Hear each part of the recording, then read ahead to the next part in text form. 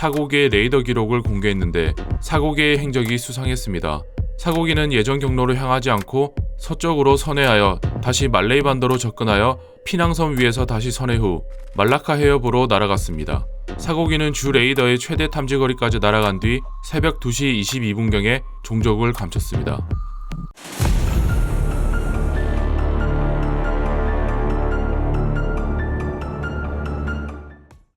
2014년 3월 8일 말레이시아 쿠알라룸푸르 국제공항에서 이륙하여 베이징 서우드 국제공항으로 향하던 말레이시아 항공 MH370편 여객기가 인도양에서 알 수 없는 이유로 실종되었습니다. 마지막 교신 후 실종된 항공기는 추락 원인은커녕 추락 여부조차 파악이 안 되던 미스터리한 항공사고입니다.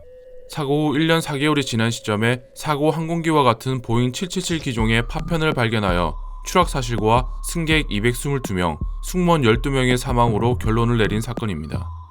현지 시각 새벽 12시 41분에 쿠알라룸푸르에서 이렇게 베이징으로 향하던 사고기는 새벽 1시 6분경 쿠알라룸푸르 공항과 교신을 마친 후 1시 22분에 갑자기 레이더에서 사라졌습니다. 이후 더 이상 위치 추적은 불가능했습니다.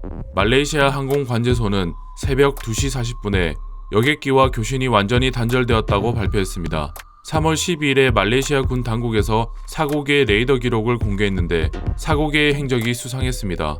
사고기는 예전 경로로 향하지 않고 서쪽으로 선회하여 다시 말레이 반도로 접근하여 피낭섬 위에서 다시 선회 후 말라카 해협으로 날아갔습니다. 사고기는 주 레이더의 최대 탐지거리까지 날아간 뒤 새벽 2시 22분경에 종족을 감췄습니다.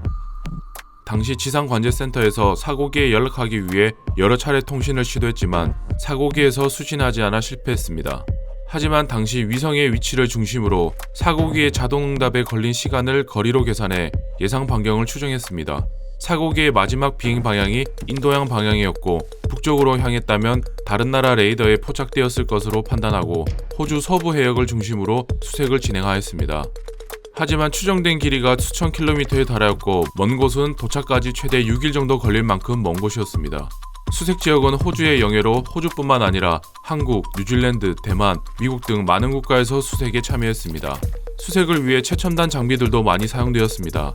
한국은 P3C 대잠 초계기, C130H 수송기를 지원하였습니다. 뉴질랜드, 대만, 미국에서도 P3, C130, 챙군급 프리기탐, 말레이버크급 이지스 구축함 등을 수색에 동원했지만 사고기 MH370편의 행방은 오리무중이었습니다.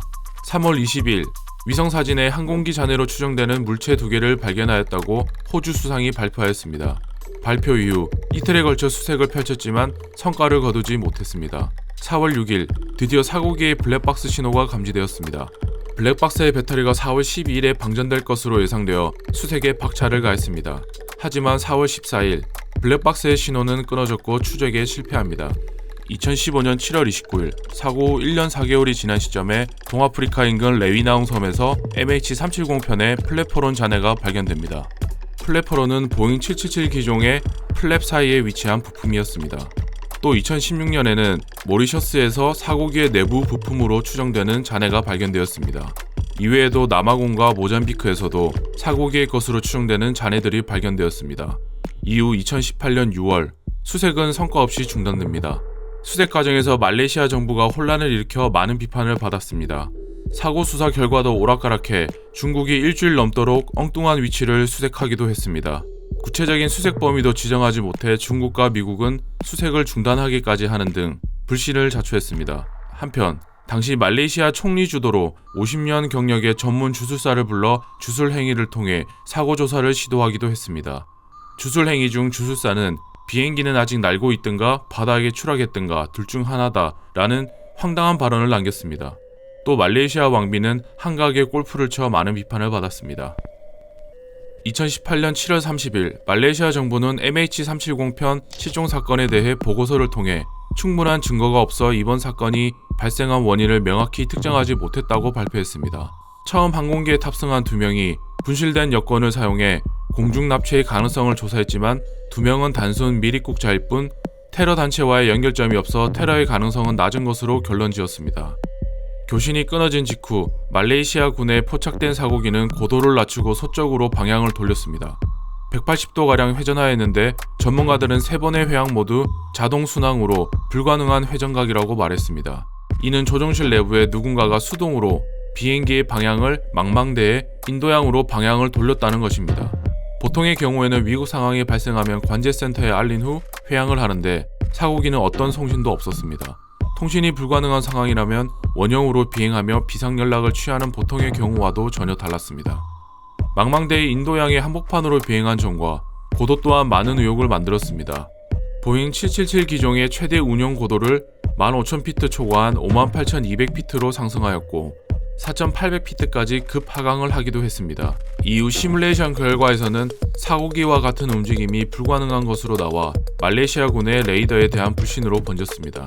하지만 레이더 결과가 사고기의 잔해와 블랙박스 신호의 포착 위치와 연관성이 높아 더욱더 의문을 가중하고 있습니다.